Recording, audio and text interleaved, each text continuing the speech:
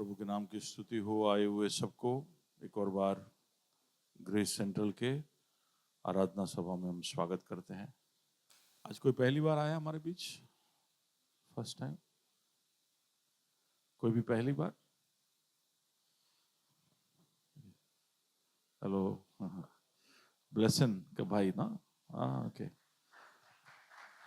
Welcome. और कोई आया पहली बार?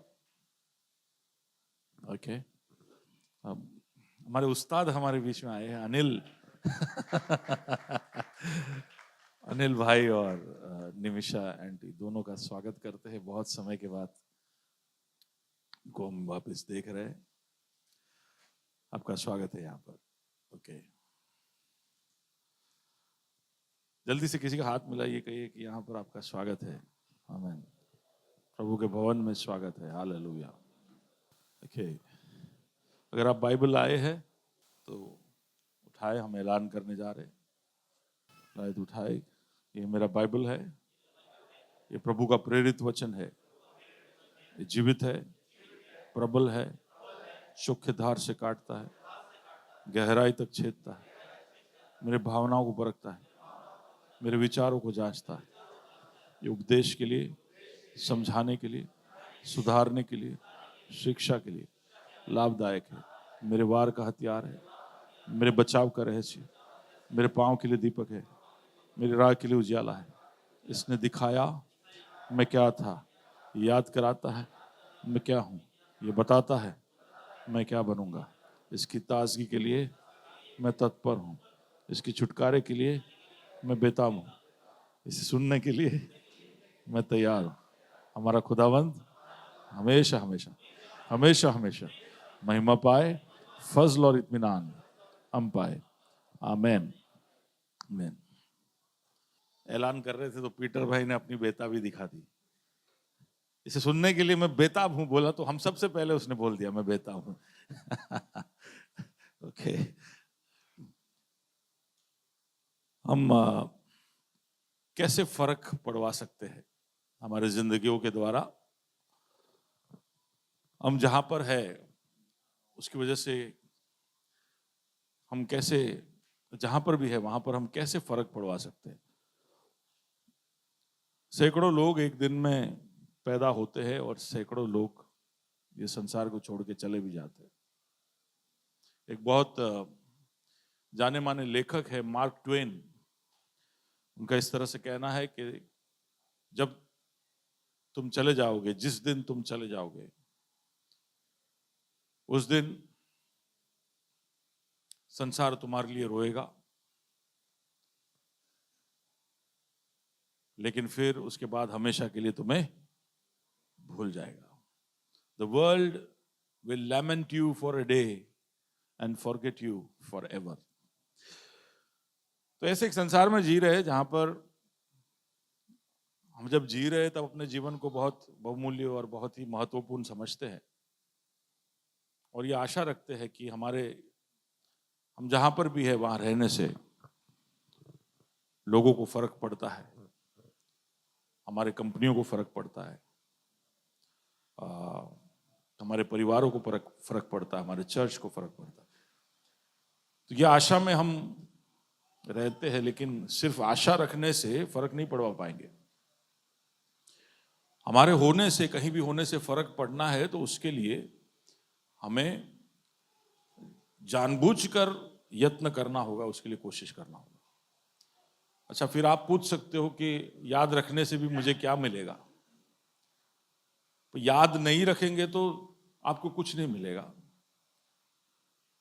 पर आप यत्न करोगे तो कुछ लोग तो होंगे जो अनंतकाल में खड़े होकर आपका स्वागत वहां पर करेंगे। तो प्रभु यीशु ने खुद कहा, लूका रचित सुसमाचार के अंदर इस तरह से कहा है कि तुम्हारे धन का निवेश इस तरह से करो कि जब तुम्हारे अनंत घराने में प्रवेश करो तब तुम्हारा वहां पर स्वागत हो। तुम जब वहां पर प्रवेश करोगे तो वहां पर कुछ लोग तो बोलने चाहिए, कुछ लोग तो खुश होने चाहिए, कुछ लोग तो ऐसे महसूस करने चाहिए कि ये जो भाई आया है उसकी वजह से मैं भी आज यहाँ पर खड़ा हूँ। ये भाई जो आया है, ये बहन जो आई है, उसकी वजह से मुझे मेरे ज़िंदगी में हिम्मत मिली, ताकत मिली, और इसने मुझे बहुत मदद किया। इसने मेरे लिए दुआ की, इसने मेरे दुर्बल समय में मुझे हिम्मत दिया, सांत्वना दी। कुछ तो होना चाहिए जो हम हमेशा कर रहे हैं, तो फर्क हमें पड़वाना चाहिए कि पूरे साल में हम यही बात को हमेशा ध्यान में रखेंगे कि मेरे कहीं होने से फर्क पड़ रहा है या नहीं। और ये बार बार इसलिए बोलना पड़ रहा है क्योंकि हम बार बार यही बात को भूल जाते हैं कि मेरे कहीं होने से फर्क पड़े या ना पड़े, और सोचने लगते हैं कि क्या फर्क पड़ता है। ऐसा बोला है आपने? कभी भी आपने बोला है क्या फर्क पड़ता है? हाँ जय, आपने बोला है कभी शू फर्क पड़े? कुछ कुछ चीजों के लिए ऐसा बोलना पड़ता है, लेकिन आपके जिंदगी का सार ऐसा नहीं हो सकता है कि क्या फर्क पड़ता है। तो आपकी जिंदगी के द्वारा आपको कोशिश करनी चाहिए कि आप ऐसा कुछ कर रहे हो जिससे लोगों को फर्क पड़े। तो हम अलग अलग उसके पहलुओं को देख रहे कैसे फर्क पड़वा सकते, और उसमें से एक था कि हम हमारे सोच को बदले, हमारे सोचने के तरीकों को बदले। और इस सोच में बहुत महत्वपूर्ण है ये समझना कि परमेश्वर हमारे लिए कौन है। हम परमेश्वर के जो प्रकाशन को पवित्र वचन के अंदर देखते हैं, तो हम देखते हैं कि सबसे पहले उसका जो प्रकटीकरण होता है हमारे सामने, वो एक सृष्टिकर्ता के रूप में है, जिसको बाद में हम पिता कहकर बुलाते हैं। दोनों का अर्थ लगभग सेम है। जो फादर जो शब्द है उसका मतलब है स्रोत, शुरुआत करने वाला। तो प्रभु परमेश्वर हमें पवित्र शास्त्र के अंदर सबसे पहले सृष्टिकर्ता या हमारे पिता के रूप में हमें दिखाई देता है, लेकिन साथ साथ में ही वो हमें हमारा मददगार या हमें सब चीजों को प्रबंध करने वाला, हमारे सुरक्षा को हमें देने वाला, ऐसे करके हमें दिखाई देता है। तो प्रभु हमारे लिए सृष्टिकर्ता है, पिता है, हमारा रखवाला है, हमारा मददगार है। लेकिन क्योंकि इंसान ने पाप किया तो उसको अब प्रभु की ओर से और मदद की जरूरत पड़ी। केवल खाना पीने से या सुरक्षा से नहीं चलेगा, केवल उस रिश्ते की जानकारी से नहीं चलेगा, परमेश्वर की कुछ और जरूरत पड़ी। और इसलिए फिर हम देखते हैं कि प्रभु अपने आप को उद्धार करता, बचाने वाले के रूप में अपने आप को हमारे सामने प्रकट करता है। तो परमेश्वर हमारे लिए सृष्टिकर्ता ही नहीं, हमारा प्रबंधक ही नहीं, हमारा उद्धारक या हमारा बचाने वाला भी है। और क्योंकि अब उसने हमें हमारा उद्धार किया है, हमें मोल ले लिया है, हमें बचा लिया है, तो अब वो हमारा स्वामी है, अब वो हमारा कर्ता धर्ता है, वो हमारा स्वामी है, प्रभु है। हम उसको प्रभु कहते हैं। प्रभु का मतलब मालिक, वो मालिक और हम उसके चाकर, हम उसके सेवक। तो परमेश्वर अब हमारे लिए केवल सृष्टिकर्ता और पिता ही नहीं, केवल हमारा प्रबंधक और मददगार ही नहीं, केवल हमारा उद्धारकर्ता और मोल लेने वाला ही नहीं, वो हमारा स्वामी और प्रभु भी है। लेकिन यीशु मसीह जो प्रभु परमेश्वर का सबसे महत्वपूर्ण प्रकटीकरण है, यीशु मसीह के द्वारा प्रभु परमेश्वर अपना पूरा सीना खोल के दिखा देता है, उसके अंदर हम परमेश्वर के कुछ और रुख को देखते हैं। तो परमेश्वर बहुत दूर अपने आप को नहीं रखता है। तो जब हम उसको सृष्टिकर्ता या मददगार या उद्धारकर्ता या प्रभु उस तरह से देखते हैं, तो हमारे और परमेश्वर के बीच एक फासला दिखाई देता है। उस रिश्ते के अंदर ही थोड़ा सा फासला हमें दिखाई देता है। लेकिन यीशु मसीह वो फासले को तय कर हमारे करीब आता है, और इसलिए हम यीशु मसीह के अंदर हमारे साथ के रिश्ते में एक फर्क देखते हैं, और वो ये है कि वो हमारा दोस्त है, वो हमारा दोस्त है, वो हमारा मित्र है। तो ये परमेश्वर के साथ के हमारे रिश्ते के अलग अलग पहलू है। इन सारे पहलुओं को समझना और उसके साथ उस रिश्ते में जुड़ना, हम उसको एक ब्लैंकेट नाम देकर ईश्वर कहकर हम उसको अलग कर दे तो नहीं चलेगा। प्रभु ने अपने आप को अलग अलग तरीके से अपने को प्रकट किया है, तो उसने अपने आप को दोस्त के जैसे भी प्रकट किया है। तो आपको उस प्रकटीकरण का फायदा उठाना चाहिए। हमें जब यहां पर कुछ भी जरूरत पड़ती है तो हम किसकी ओर मुड़ते हैं? हमारे दोस्तों की ओर मुड़ते हैं। हमें तुरंत ही दोस्त के कान चाहिए, दोस्त की उपस्थिति चाहिए, दोस्त का मदद चाहिए, दोस्त का सलाह चाहिए। प्रभु उस दोस्त से भी जल्दी हमारे पास पहुंच सकता है। वो शायद 10 मिनट में पहुंचे, प्रभु अगले क्षण में हमारे साथ हो सकता है। वैसे तो प्रभु पहले से ही होता है, कभी छोड़ता नहीं हमें, लेकिन हमें उसका एहसास अगले क्षण में ही हो सकता है। तो वो हमारा दोस्त है। और पाउल जब उसका प्रकटीकरण करता है तो ऐसा भी कहता है कि वो हमारा बड़ा भाई है, वो हमारा बड़ा भाई है। अभी दोस्त से भी बढ़कर एक खून का रिश्ता भी हो गया। जो खून उसने बहाया और जो खून से उसने हमको खरीदा, वो खून के द्वारा वो हमारा बड़ा भाई भी हो गया, जिसकी वजह से और खुशी हमें मिलनी चाहिए कि अब ये फासला ऐसा हो गया है कि परमेश्वर का जो कुछ भी है वो, बोलिए, हमारा है। हेलो, परमेश्वर का जो कुछ भी है वो बड़े भाई का है कि नहीं? और हम भाइयों को क्या सिखाते? हम बड़े भाई को सिखाते छोटे भाई के लिए शेयरिंग इज, हेलो, छोटे भाई को कहते हैं बड़े भाई को इसके साथ क्या करना चाहिए? Sharing is caring. तो ये हमको पता है अंदर अंदर। तो प्रभु भी पहले से ये जानता है, उसने बड़े भाई को जो दिया उस उतना ही। इसलिए पौल जब उस बात को समझता है तो कहता है कि मैं यीशु मसीह के साथ परमेश्वर की महिमा का सहवारिस हूं। उसकी विरासत का, उसके मिरास का जो कुछ यीशु का है वो सब में मेरा भी एक हक है। ये परमेश्वर का प्रकटीकरण जो बाइबल के अंदर से हम देखते हैं। फिर एक और चीज जो हम देखते हैं, जिसकी हम बाट जोड़े, जिसका पूर्तिकरण उस पहले प्रभु भोज के अंदर हुआ, और वो ये था कि वो अब हमारा दुल्हा है। वो हमारा दुल्हा है, यानी एक अनंत रिश्ता हमारे साथ, बहुत ही घनिष्ठ, बहुत ही गहरा रिश्ता हमारे साथ है।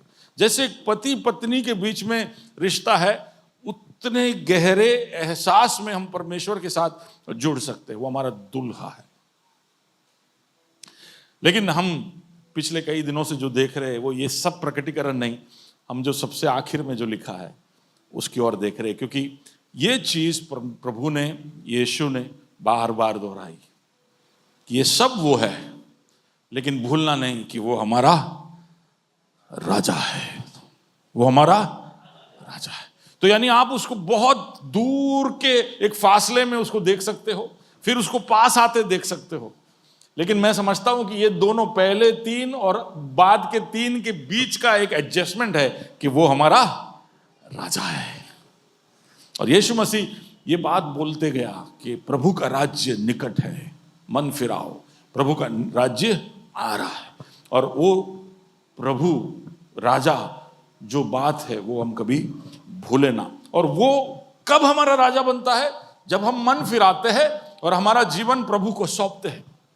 जैसे हम है वैसे जीने से अपने आप को रोकते हैं और एक नया रास्ता अपनाते हैं, उस समय से वो हमारा राजा बन जाता है। अगर वो हमारा राजा है और हम उसके राज्य में हैं, तो फिर उसके राज्य के सारे फायदे हमको मिलने चाहिए। अगर मुझे कोई भी राष्ट्र का नागरिकता मिल गया, तो उस राष्ट्र में जो भी फायदे हैं वो मुझे भी मिलना चाहिए कि नहीं? तो मैं अगर कोई कंट्री का वीजा ले लेता हूं, मुझे वहां का या समझो सिटीजनशिप मिल जाता है, तो वो राज्य में जो भी फायदे हो रहे वहां के नागरिकों के, वो मुझे भी मिलना चाहिए। और वही बातों को ध्यान में रखते हुए बाइबल में बहुत सारे वादे, बहुत सारे प्रबंध हमारे लिए किए गए कि आप जब इस पृथ्वी पर रहते हो तो यहां पर सत्ता और किसी का चल रहा है, यहां पर का राजा और कोई है, उसका नाम बाइबल कहता है ये अंधकार का राज्य है। यहां पर राजा और कोई है, यहां पर संसार के लोग यहां के अधिपति और अधिकारी है। वहां पे तुम जब दूसरा नागरिकता लेते हो और एक दूसरे राजा के नीचे आ जाते हो, तो क्या हो जाएगा? तुम्हारे ऊपर जोर बढ़ जाएगा, तुम्हारे खिलाफ खड़े रहने वाले बढ़ जाएंगे, तुम्हारे खिलाफ आवाज उठाने वाले बढ़ जाएंगे। तुम्हारे लिए यहां पर जिंदगी जीना आसान नहीं होगा। इसलिए कई बार हम जब मसीह में आ जाते हैं तो चीजें हमारे लिए हो सकता है कि थोड़ी मुश्किल हो जाए। संसार हमें दबाना शुरू कर दे, लोग हमारा खिल्ली उड़ाना शुरू कर दे, संसार हमारे लिए जिंदगी कठिन कर दे, ये सब हमारे साथ होगा। क्यों? क्योंकि हमने राज्य बदला है।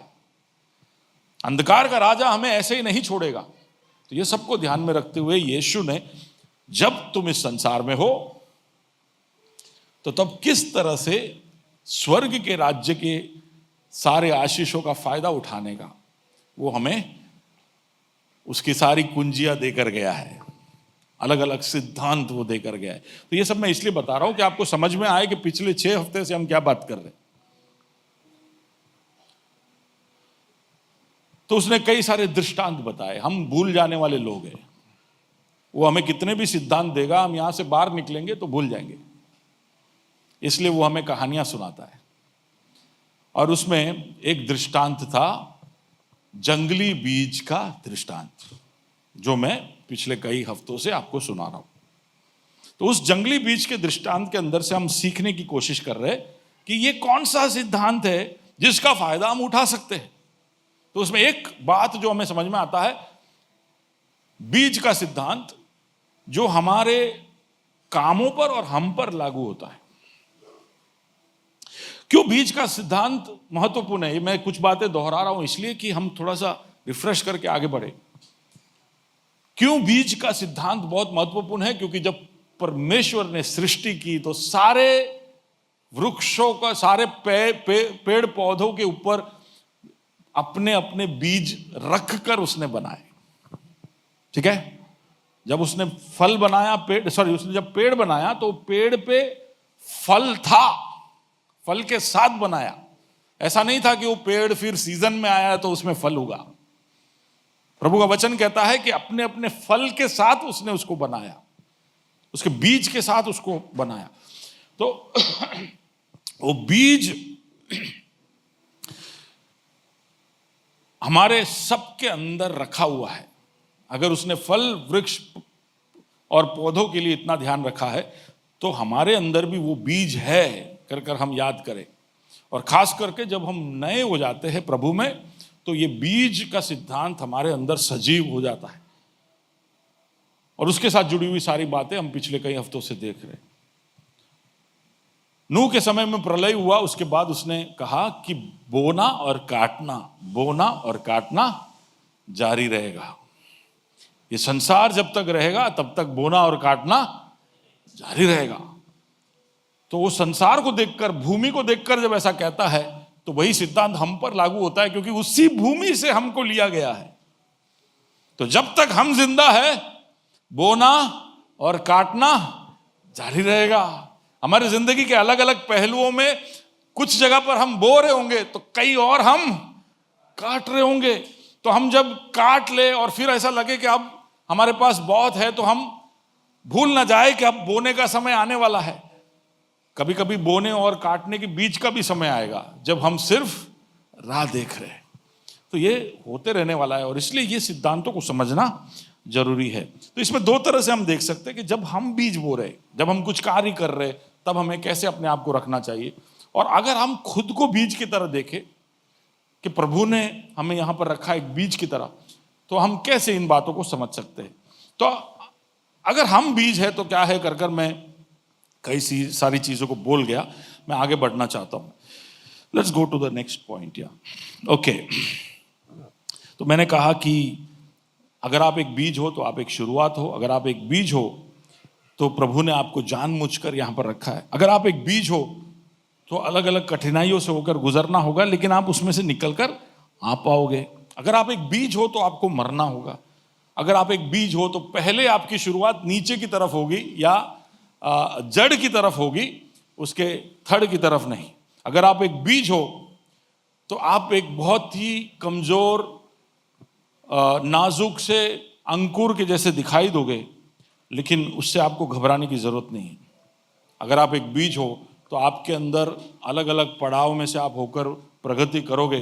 कैसे करोगे वो मत सोचिए, पर प्रभु करेगा और आप अलग अलग पड़ाव में से होकर गुजरोगे। तो यहां तक मैं देख चुका हूं, तो लगभग 5-6 घंटे का प्रचार मैं कर चुका हूं। तो अगर आप वो सुनना चाहे तो YouTube पर जाकर वो सुन सकते हैं। मैं आगे बढ़ना चाहता हूं। अगर आप एक बीज हो तो आपकी क्षमता के लिए आपको समय देना होगा। क्या देना होगा? आपके अंदर अगर आप एक बीज हो, आप भैया आपने बोल दिया कि हम एक बीज है और प्रभु हमारे संग है, प्रभु हमें बढ़ाएगा, प्रभु हमें अलग अलग पड़ावों से ले जाएगा, प्रभु हमारे अंदर जो क्षमता रखा है उसको समय पर दिखाएगा, तो वो कब है? वो पक्का है और एक समय उसके लिए प्रभु ने ठहराया और उस समय तक हमें रुकना जरूरी है। हेलो, अगर आप एक बीज हो और आपके अंदर क्षमता है, तो वो बीज के क्षमता को दिखाने के लिए आपको उस बीज को समय देना होगा। और ये कई बार हम सब लोगों के लिए सबसे मुश्किल समय होता है, ये राह देखना। हम चाहते हैं फटाफट रिजल्ट लाना। कुछ भी हम जब करते हैं तो तब भी, जैसे पीटर ने आज बेताबी दिखाई कि हम बेताब है सुनने के लिए। तो ये सब शब्द ना हम 1980 में पहली बार सुने थे जब सनी देओल पिक्चर निकाले थे कि बेताब। तो मैं सोचा ये कौन सा शब्द है। तब हम समझे नहीं बेताब क्या है, या बेसब्री, ये सब हम जानते नहीं है। इसके साथ हम कोई भी रिश्ता रखना नहीं चाहते, और ये बड़े बचपन से ही हमारे अंदर शुरू हो जाता है कि हम बेताब है, हम बेसब्र है, हम नहीं रुक सकते। ठीक है, लेकिन मैं आपको याद दिलाना चाहता हूं कि हमारा जो विश्वास है, विश्वास, उसका इंग्लिश में स्पेलिंग क्या है? फेथ का स्पेलिंग क्या है? हाँ, लेकिन आज आप लिख दो अपने नोटबुक में, फेथ लिखो। लिखो आप, अभी आपने जो बोला वो लिखो वहां पे, FAITH लिखो। तो वहां पे बाजू में लिखो उसका स्पेलिंग है, PATIENCE।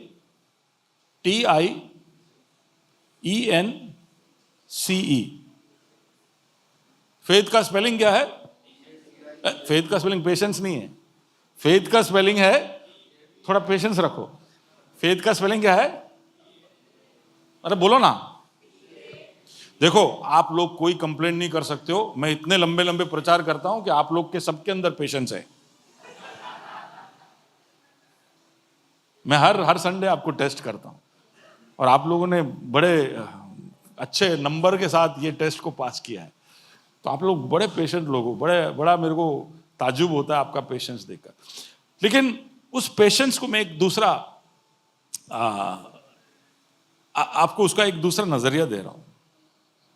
हम कहते हैं कि मुझे प्रभु पर विश्वास है। सुनिए, हम कहते हैं कि हमें प्रभु पर विश्वास है। तो ये विश्वास सच में अगर प्रभु पे है, तो उस विश्वास के अंदर एक बहुत बड़ा चीज जो शामिल होना चाहिए, वो है धीरज या सब्र। इसलिए मैंने कहा फेथ का स्पेलिंग है PATIENCE।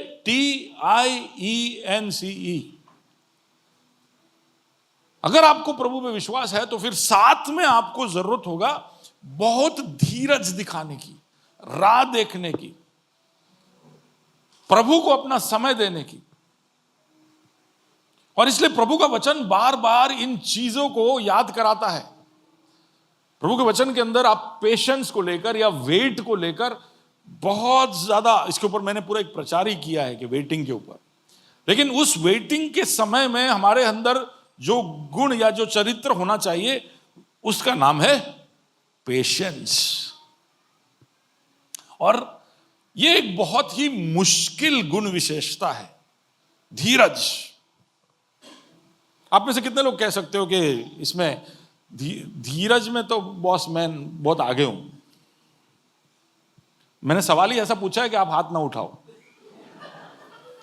मैं उल्टा पूछ सकता था, आप सब धीरज में कहां हो? थोड़े पीछे हो। कहां धीरज दिखाना पड़ता है बताइए? सबसे पहले तो धीरज खास करके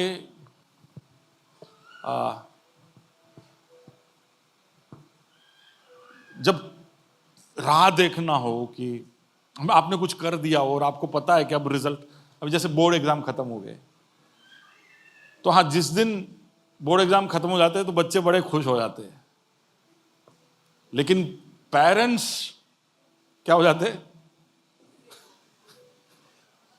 वो इम्पेशेंट हो जाते हैं उससे, बोले अब रिजल्ट, और उसमें जुड़ते बच्चे जब रिजल्ट के डेट के आजू बाजू पहुंचते हैं तब नहीं सुनते, नहीं भाई अभी बच्चे छोटे हैं ना आपके, इसलिए जैसे बड़े बच्चे होते जाएंगे उतना वो बेसब्र होते जाएंगे कि क्या होगा क्या होगा। वेटिंग पीरियड बहुत ही हमारे सब्र का इम्तिहान लेता है। जब आपने कुछ कर दिया और आपको पता है कि अब इसका रिजल्ट आने वाला है,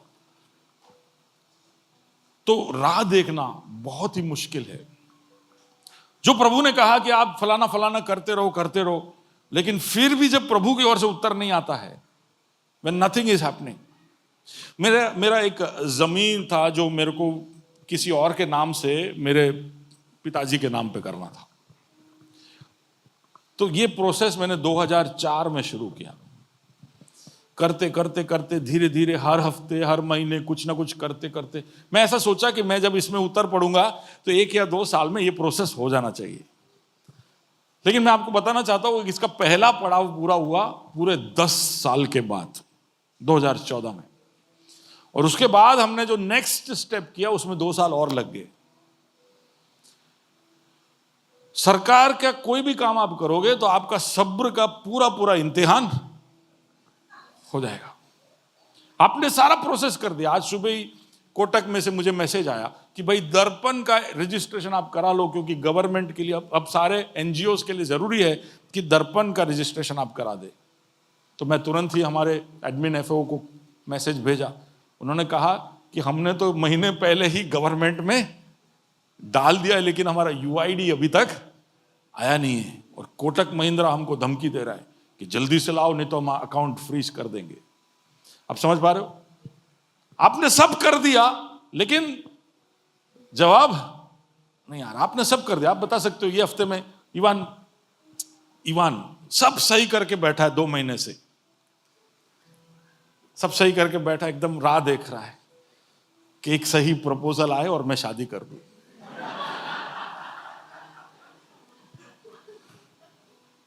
अब उसको जाके मिलना, भाई तेरा धीरज किस लेवल पे है?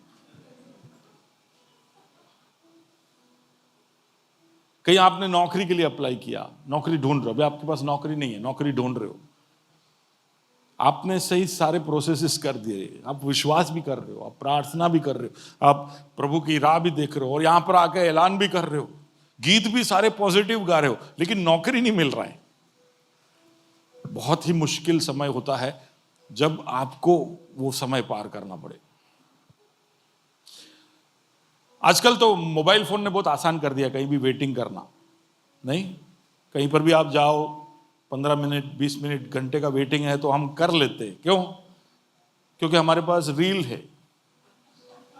क्या है? शशि कपूर के पास मां थी, लेकिन हमारे पास रील है। तो रील देख देख के 15 मिनट 20 मिनट रील देखेंगे, फिर क्या? फिर गेम, फिर कोई गेम खेलो। अच्छा, फिर तब तक कोई ना कोई तो कहीं तो नवरा होता होगा, तो चैट करो। लेकिन कितना? हमारा भाई विवेक बताएगा, वो डीओ के ऑफिस में कभी कभी 11 बजे जाके बैठता था, 5 बजे उसको अंदर बुलाते थे। भैया क्या करते थे आप? बैठ के इंतजार सिखाइए ना हमको। कितना चाय पी लेते थे।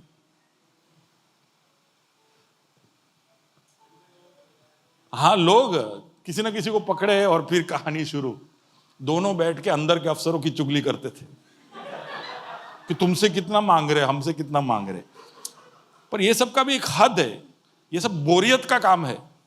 आपको कोई ऑप्शन दिया जाए तो आप ये नहीं करोगे।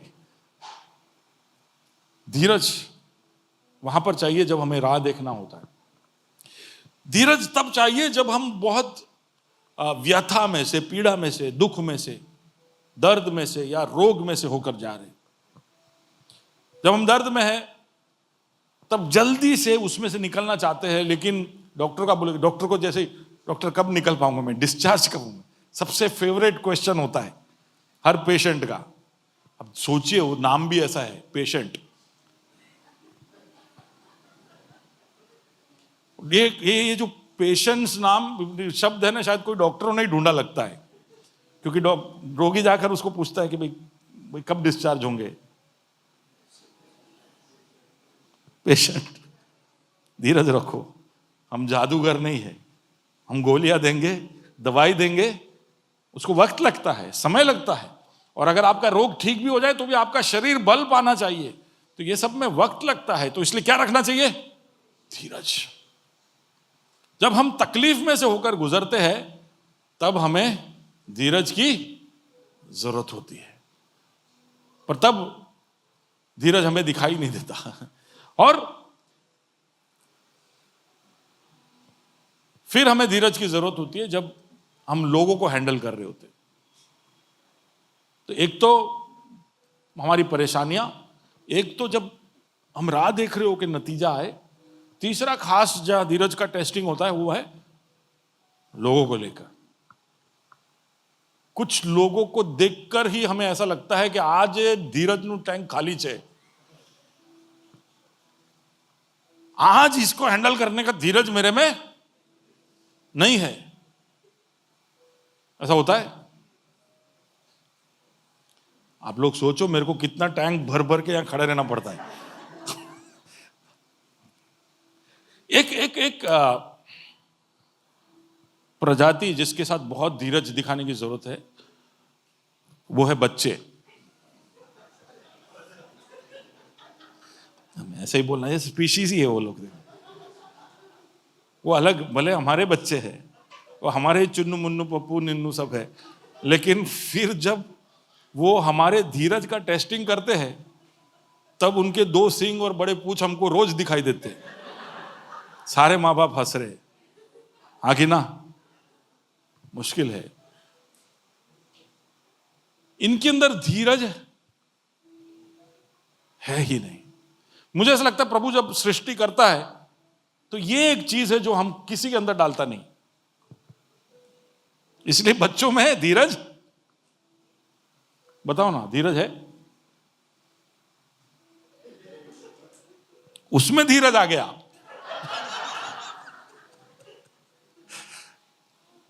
बच्चों में जरा भी धीरज, उन्होंने कुछ सोच लिया तो उनको तभी वो चाहिए। मेरे बच्चे गाड़ी में बैठे कहीं भी हम जा रहे, अभी तो नहीं, अभी तो बड़े हो गए, पर फिर भी कभी कभी पूछ लेते, अभी तो गाड़ी में बैठे नहीं, कहां जा रहे? एक्चुअली हमने भी सोचा नहीं होता कहां जा रहे। या फिर बैठ लिए तो कब पहुंचेंगे?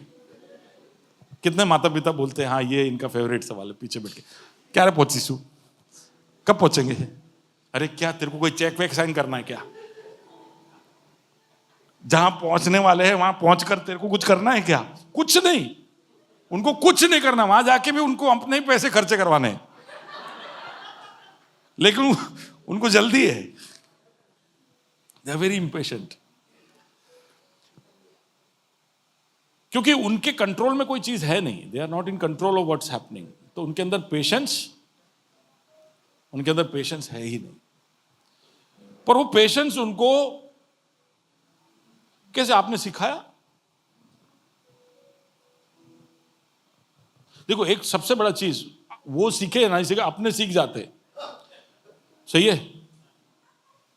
तो इसलिए पेशेंस चाहिए। तो प्रार्थना करो कि प्रभु हमें बच्चे दे। ये एक इजी तरीका है, नहीं तो फिर प्रभु दूसरे तकलीफें देगा। They teach us patience. लेकिन बच्चे को अगर धीरज सिखाना है तो क्या करते? क्या करते हो आप? ये लेटेस्ट बच्चा इधर है इसलिए सीखने वाला बच्चा सुनता ही नहीं है, लेकिन फिर भी आप कोशिश छोड़ दी आप।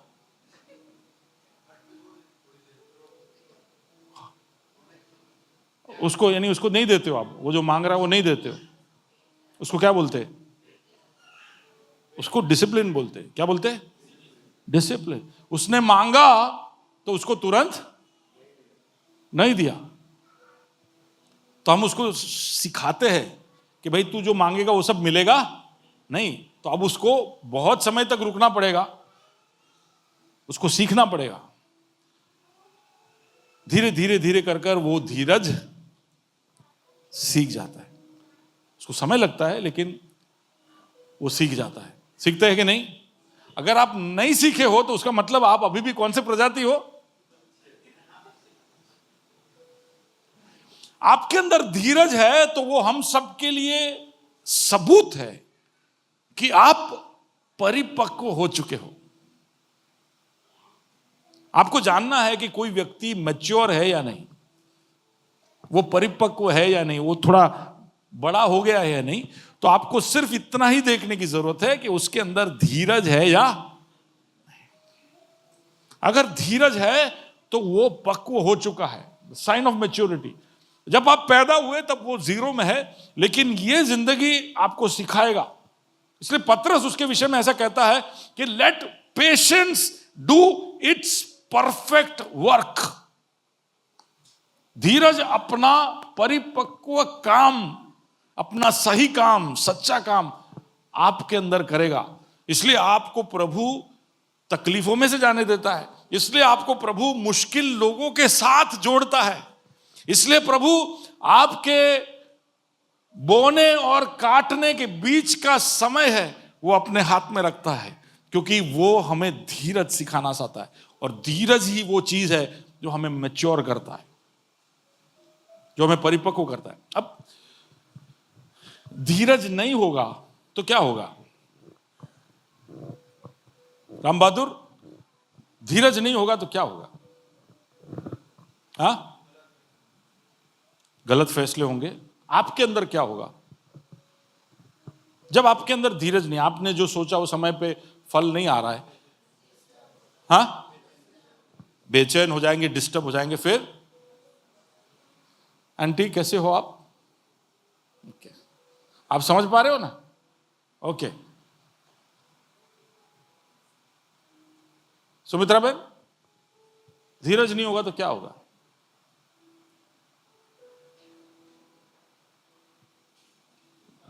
कौन बोला? कौन बोला?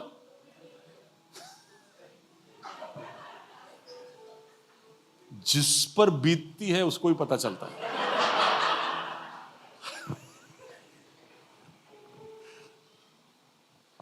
अनिल भाई बोले कि धीरज जब नहीं होता है तो, अब बिल्कुल सही आंसर। धीरज नहीं होगा तो आप गुस्सा करोगे, क्रोध आपके अंदर होगा। और जब हम गुस्से में होते, क्रोध में होते, तब हम सिर्फ चीजों को तोड़ते हैं, बिगाड़ते हैं। गुस्से में कोई भी व्यक्ति कोई अच्छा चीज नहीं बना सकता, सिर्फ तोड़ने का काम करता है। तो प्रभु भी गुस्सा करता है। तो गुस्सा करना अपने आप में कोई पाप नहीं है, लेकिन उस गुस्से के अंदर आप क्या करते हो वो तय करता है कि आप कितने पक्व हो या नहीं हो। तो प्रभु हमको सिखाता है परिपक्व होना। धीरज हमारे विश्वास का सबसे शुद्ध प्रदर्शन है। तो हम कहते हैं कि मुझे प्रभु पर विश्वास है, प्रभु पर भरोसा है, तो फिर तुरंत ही जब आप विश्वास प्रभु की ओर भेजते हो तो धीरज को आप थाम के रखते हो। You get that? When you से आई ट्रस्ट गॉड, तो आप ट्रस्ट या भरोसा प्रभु की ओर भेज रहे हो, लेकिन आपने अपने पास क्या संभाल कर रखा है? धीरज, पेशेंस। अगर आप कहते हो कि मुझे ईश्वर पर भरोसा है लेकिन आप में धीरज नहीं है, तो आपका वो विश्वास खोटा है। विश्वास का मतलब है कि आप समय देने को तैयार हो उस सामने वाले को कि वो अपने समय पे प्रतिक्रिया करे। और उस समय में जब वो प्रतिक्रिया नहीं दे रहा है, तब मेरा आपा नहीं खोऊंगा, तब मैं क्रोध नहीं दिखाऊंगा, तब मैं गुस्सा नहीं होऊंगा, तब मैं बेचैन नहीं होऊंगा। अब सोच के देखिए, हम कहते हैं हम प्रभु पर विश्वास करते हैं, हम प्रभु पर हमको भरोसा है, लेकिन वो भरोसा का वो दावा करने के बाद, भरोसा का वो ऐलान करने के बाद, जब सही वक्त पर या हमारे वक्त पर, हमारा अपेक्षा के समय पर जब जवाब नहीं आते हैं, तब हमारा तेवर कैसा होता है, तब हम कैसे हो जाते हैं, क्या हम डिस्टर्ब हो जाते हैं। तो आपको जब आपके प्रार्थना का उत्तर चाहिए और उसमें प्रभु समय लेता है, नौकरी हो या शादी हो या आपके कर्जों से आपको बाहर निकलना हो या आपके जीवन में एक बच्चे की आप राह देख रहे हो या आप एक प्रगति की राह देख रहे हो कि अब मेरा सैलरी कब बढ़ेगा, कब मैं अपना घर लूंगा, कब मैं अपनी गाड़ी लूंगा, कब मेरे बच्चे अच्छे कॉलेज में स्कूल में जाएंगे। लिस्ट का तो कोई कमी थोड़ी हमारे पास। लिस्ट बड़ा बनाते और फिर बोलते भरोसा प्रभु पर है, और फिर अगर हम बेचैन हो जाए तो अगर हम बीज है और हमारे अंदर क्षमता है, तो वो क्षमता को बाहर निकलने आने के लिए हमको प्रभु को समय देना पड़ेगा। We'll have to give God time. इसलिए प्रभु का वचन ऐसा कहता है, लव इज पेशेंट। सुना है? पहला कोरिन्थी 13वें अध्याय के अंदर लिखा है, 4थे कलम में शायद, कि प्रेम धीरज धरता है। प्रेम धीरज धरता है। उसका मतलब आपको अगर किसी से प्रेम है, ईश्वर हो या इंसान से, तो उस प्रेम के साथ धीरज का एक बहुत बड़ा फिटिंग है। आपके प्रेम में धीरज का फिटिंग नहीं हो, ये जो गाड़ी हम लेते हैं, तो गाड़ी लेने के साथ साथ वो डीलर हमारे गाड़ी में बहुत कुछ फिट करके भेजता है, एक्सेसरीज बोलते हैं, ठीक है? ऐसे ही हमारे प्रेम के ऊपर का एक एक्सेसरी है, क्या है? पेशेंस। आपको किसी के लिए भी प्रेम है तो फिर उस प्रेम को आप धीरज के साथ जोड़कर दिखाओगे। और मम्मियां ये दिखा देती है, पापा लोग थोड़े से फेल हो जाते। जब बच्चों का बात आता है तो आपको अगर धीरज का उदाहरण देखना हो तो मम्मियों को देखो। उनका भी कभी कभी सर्किट ब्रेक होता है लेकिन फिर भी वो धीरज के एक नमूने हैं मम्मियां। हम पापा लोग, बोलो ना, क्रिस्टोफर अभी पापा बना थोड़े समय पहले, कैसा आपका धीरज? क्यों, क्या हो गया? वो बेचारी 6 घंटे 8 घंटे ऐसा बच्चे को संभाल के राह देखती है, डोर 6 बजे से वो डोर की तरफ देखती है कि अभी आएगा क्रिस्टोफर, अभी आएगा क्रिस्टोफर, और फिर क्रिस्टोफर आता है तो जल्दी से पहला काम जो किंजल करती है, वो भी अच्छा बोल के करती है कि तने पानी ले आओ, तारा माटे चा ले आओ, नाश्तो ले आओ। तो उसको ऐसा बिस्किट दिखा के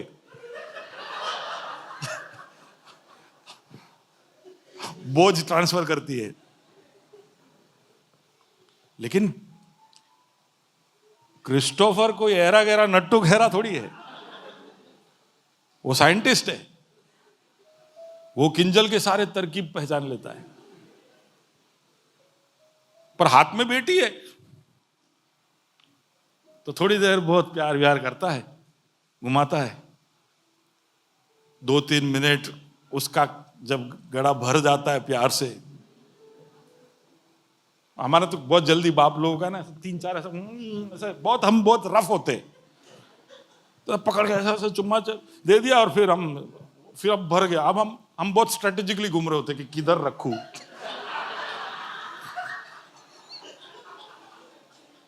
सोफी आइए।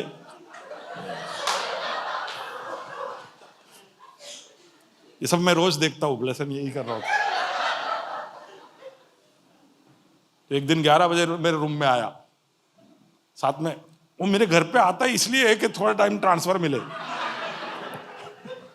तो मेरे यहाँ 3-4 लोग हैं, ट्रांसफर करते रहता है। 11 बजे हुआ तो रात को 11 बजे मेरे रूम में आया, फिर बोला मैं जा रहा हूं। बोला क्या हुआ? बोला अभी 1 और घंटा संभालने का है। ये पक्का 12 बजे सोता है, ये पता नहीं कैसे टाइम पीस इसके अंदर चलता है, ये 12 बजे इसको नींद आता है। 1 और घंटा संभालना है। लेकिन मैं देख रहा हूं उसको, पिछले 6 महीने में बहुत धीरज आया उसके अंदर। उसका सबूत है कि उसका पेट कम हो रहा है।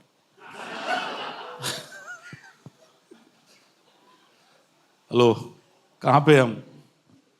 Love is patient, love is patient. प्रभु के लिए भी प्यार है तो हमारे अंदर क्या है? धीरज। धीरज होगा। और प्रभु हमारे प्रति कितना ज्यादा धीरज दिखाता है, आप सोच के देखिए। God is so patient towards अस। कितना हमें माफ करता है, कितना अनदेखा करता है। हर बार हम प्रभु के सामने आते, वादे करते, बेशरम होके 2 घंटे में तोड़ देते और फिर 4 घंटे बाद वापस जाते। गॉड, और कहां जाऊं? वेयर विल आई गो? फिर जाके प्रभु तो पहले से जानता है ये कितनी बार हम कितनी बार गिरने वाले, कितनी बार उठाने वाले, कितनी बार प्रभु के मुंह पे चूना मारने वाले, सब उसको मालूम है। लेकिन फिर भी वो क्रूस पे चढ़ा। ठीक है, उसका मतलब नहीं क्या है हमने खबर से मतलब पढ़ी है, वो भी गलत है। लेकिन हम जब उसके पास जाते हैं तो वो कितना धीरज हमारी ओर दिखाता है। इसलिए love is patient, love is patient, God is patient. बहुत धीरज हमारी तरफ दिखाता है। और वो इसलिए दिखाता है क्योंकि वो हमारे इच्छा शक्ति का आदर करता है। He honors our free will। आप जो भी निर्णय लोगे उसके सामने मैं ऐसा समझता हूं कि प्रभु सलामी ठोकता है कि your free will, yes okay fine. तुझे मेरे मुंह पे थूकना है, ओके। तुझे झापट मारना है मुझे, ओके। क्रूस पे वही कर रहा था वो, जब उसको एक के पीछे एक हर तरह की ताड़ना है उसको दे रहे थे, बस okay, if that is what you want, but I will be patient. एक भी शब्द वो बोलता नहीं है, रिमेन साइलेंट और सब कुछ सहता है। He is patient with us and we need to be patient. तो ये एक बहुत अद्भुत चरित्र और गुण विशेषता है जो हम सबके अंदर होना चाहिए। तो हमारे अंदर प्रभु ने जो क्षमताएं रखी है उसको निखरने के लिए, उसको बाहर आने के लिए भी हमें वक्त देना पड़ेगा। या हमने जो प्रार्थनाएं मांगी है उसका उत्तर प्रभु देगा, भरोसा रखो। मेरे जीवन के अंदर इतनी कहानियां हैं जहां पर मैं बता सकता हूं कि प्रभु ने कैसे मेरे को धीरज सिखाया। हाथ में कुछ होता नहीं है, बड़ी बड़ी चुनौतियां सामने होती है और मुझे पता नहीं होता है कि कैसे मैं उसका सामना करूंगा। लेकिन सही वक्त पर जितना जरूरत है उतना प्रभु पहुंचा देता है। और ये हमारे पिछले 20-25 साल की गवाही है। जब हमारी जोनू पैदा हुई थी, 2007 की बात बताता हूँ, 17 साल पहले की बात बताता हूँ। तब मेरे बैंक में मेरे पास 1000 रुपये भी नहीं थे और वो उसको हमने नर्सिंग होम में चिंचू को एडमिट किया और वो पैदा होने जा रही है। मेरे पास पैसे नहीं है और 2007 वो साल था जब मैं मेरा बिजनेस बंद करने का सोच रहा था। पेट्रोल डीजल डालने के पैसे नहीं। उसके बीच में उसको मैं नर्सिंग होम में एडमिट कर रहा हूं। यहां पर एक वस्त्रापुर में नर्सिंग होम है जो अब ग्रेस का नर्सिंग होम बन गया है, डॉक्टर उषा पटेल उसके पास लेकर गए। वहां पर गए तो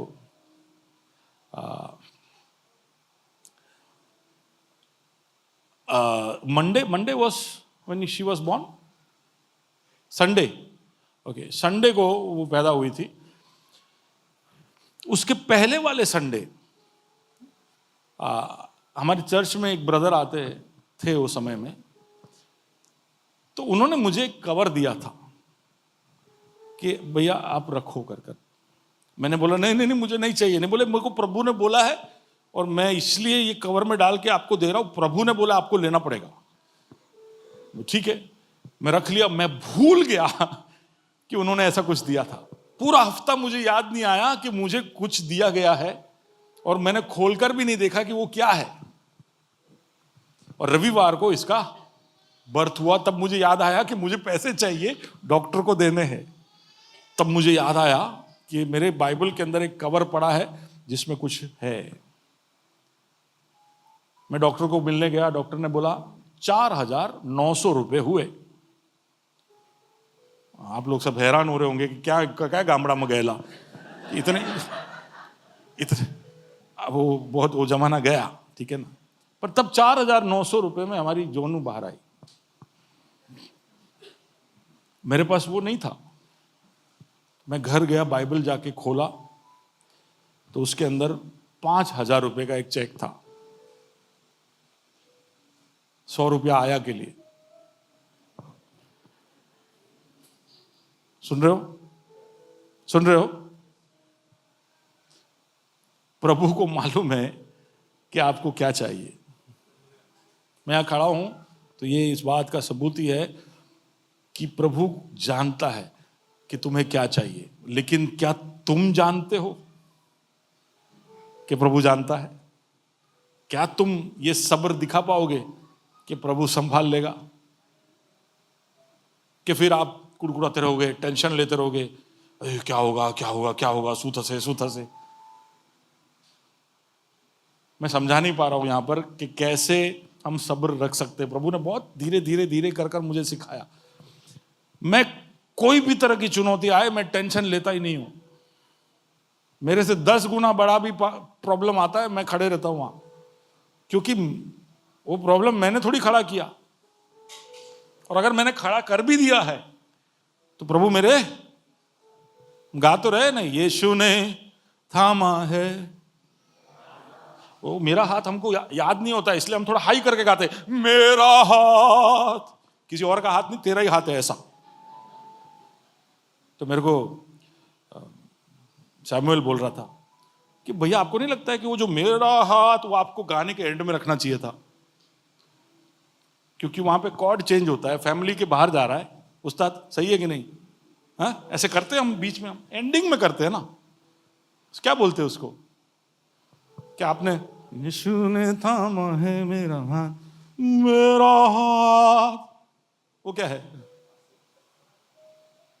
नहीं है क्लासिकल, हिंदी क्लासिकल में उसको कुछ नहीं बोलते।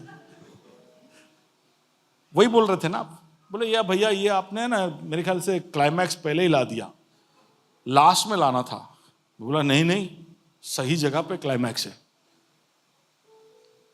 क्योंकि हमको हमेशा याद रखने की जरूरत है कि यीशु ने मेरा ही हाथ।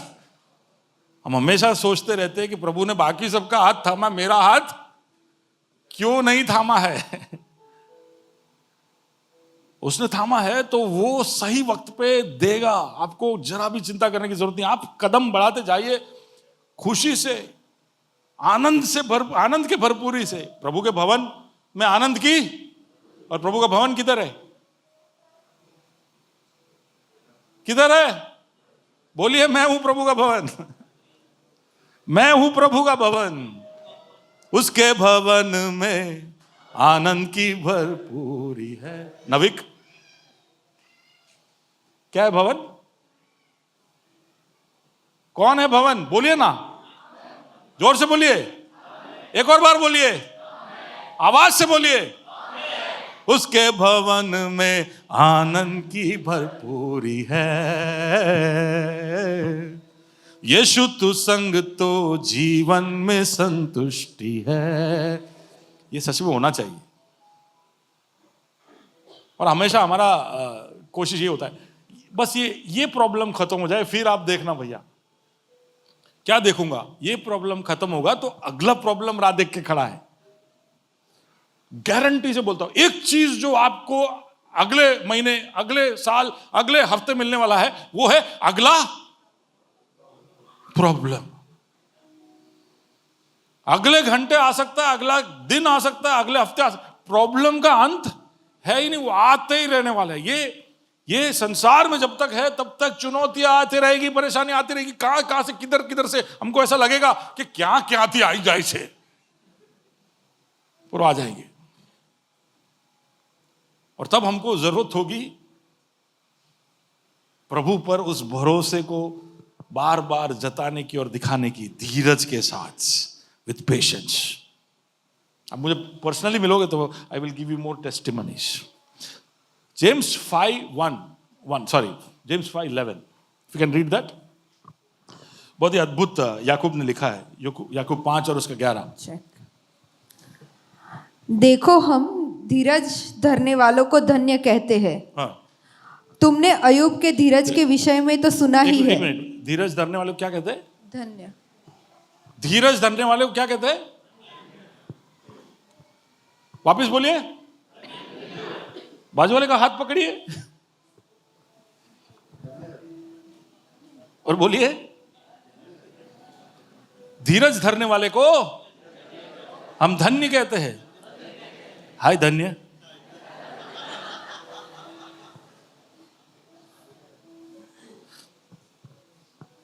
हाय धन्य। Praise the Lord. जेसन धन्य। स्मिथ धन्य। रॉबिन्सन अंकल धन्य। आमेन। अरुण धन्य। धीरज धरने वाले को हम क्या कहते हैं? धन्य कहते हैं। They are blessed. God loves them. God likes them. God is with them. They are mature people. हम लोगों को क्यों बच्चों के साथ ज्यादा समय बिताना पसंद नहीं है? Because they are immature. उनका immaturity बाहर आ जाता है. We like to be with mature people. पक्के लोगों के साथ ज्यादा हमें मजा आता है. God likes good company. धीरज धरने वाले को धन्य कहते हैं. ओके? और तुमने अय्यूब के धीरज के विषय में तो सुना ही है। सुनो सुनो सुनो, महाराज धीरज कह रहे, क्या कह रहे? तुमने अय्यूब के विषय में सुना ही होगा। Are you showing this? No, it's okay. तुमने अय्यूब के विषय में, तो अय्यूब के विषय में सुना ही होगा। आगे क्या लिखा है? और प्रभु की ओर से जो उसका प्रतिफल हुआ, और प्रभु की ओर से जो प्रतिफल हुआ उसे भी जान लिया है। उसे जानते हो। देखो फर्क है लैंग्वेज में। देखिए, गौर करिए। अब जब प्रभु का वचन पढ़ते हो तो गौर करना कि किस तरह से उसको लिखा है। वहां पर ऐसे लिखा है कि अय्यूब के विषय में आपने सुना ही होगा। Must have heard it. लेकिन प्रभु ने उसके लिए जो किया है वो तो तुम जानते हो। फर्क है। इंग्लिश में ऐसा है, you must have heard the affliction of job, but you have seen what God has done. ये दोनों के बीच में पेशेंस है। सुनने और देखने के बीच में जो प्रक्रिया है, विश्वास सुनने से आता है, विश्वास सुनने से आता है, धीरज के साथ जुड़ता है, चमत्कार देखने के लिए रास्ते खोलता है। Hallelujah. You heard what happened to Job, but you saw what God did for him. Hallelujah. सुनने के लिए कोई ज्यादा मेहनत नहीं करना पड़ता है। आप लोग सब आज मुंह खंखेड़, धूल खंखेड़ के, मुंह धो के, ब्रश करके इधर आके बैठ गए। आवा दो साहब, हम तैयार है, सुनाओ। Yes, for hearing you don't need to do much. सुनने के लिए ज्यादा मेहनत करने की जरूरत नहीं। बट टू नो, देखकर उस बात को समझने के लिए सुनने वाली उस प्रक्रिया को दिमाग के अंदर घुमाकर उसको प्रोसेस कर कुछ सीखना पड़ेगा। You have to, it is a very deep verse. आपने जो सुना है वो आप देखने के लिए आपके अंदर एक प्रक्रिया होना जरूरी है। तो आपने सुना ही होगा कि यीशु मसीह रोगियों को चंगा करता, आपने सुना ही होगा कि यीशु मसीह क्या क्या कर सकता, आपने सुना होगा, लेकिन वो अगर आपको देखना है तो क्या करना पड़ेगा? विकी, क्या करना पड़ेगा? सुने हुए को देखने के लिए क्या करना पड़ेगा? धीरज, धीरज रखना पड़ेगा, पेशेंस रखना पड़ेगा। बाजू वाले को बोलिए, तू धन्य है, धन्य है। ओके, तो ये आज का पहला सीख कि अगर आप बीज हो और आपकी क्षमता तक आपको पहुंचना है और उसके लिए राह देखना पड़ेगा, प्रभु को समय देना पड़ेगा, कभी कुछ महीने, कभी कुछ साल, लेकिन प्रभु ने अगर वादा किया है तो वो करेगा। आमीन। अगर उसने आपको वादा किया है तो उस पर पता भी तो होना चाहिए शू वादा किया है, क्या वादा किया है। इसलिए पढ़ो बाइबल, करो प्रार्थना। आप जब ऐसे वचन सुनते होंगे, प्रार्थना कर रहे होंगे, उसके बीच में प्रभु आपको बोल देगा जो बोलना है, and you know it is for you. आपको पता चल जाएगा कि मेरे लिए है, you can claim it, yes this is for me. आप एक बार आपने क्लेम कर दिया, then you wait for him. इसलिए आइज़िया नबी ऐसा कहता है कि यहोवा की जो राह देखता है वो अपने बल में नए होते जाते हैं, और वो दौड़कर भी थकते नहीं, चलकर भी श्रमित होते नहीं, लेकिन उकाब की नाई उड़ते हैं।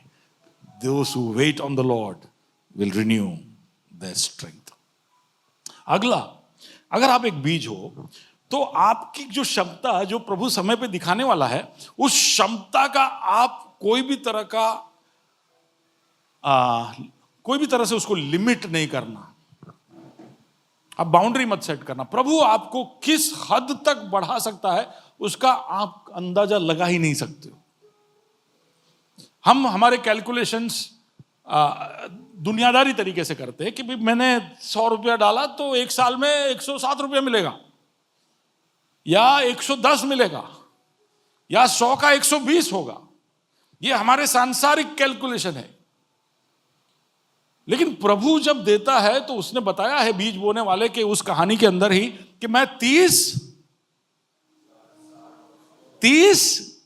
क्या है, बोलिए, जोर से बोलिए, 30 गुना, 60 गुना, 100 गुना। प्रभु को प्लस नहीं आता है, मल्टीप्लिकेशन ही आता है। उसने इसलिए हमको बनाया और बोला गो मल्टीप्लाई,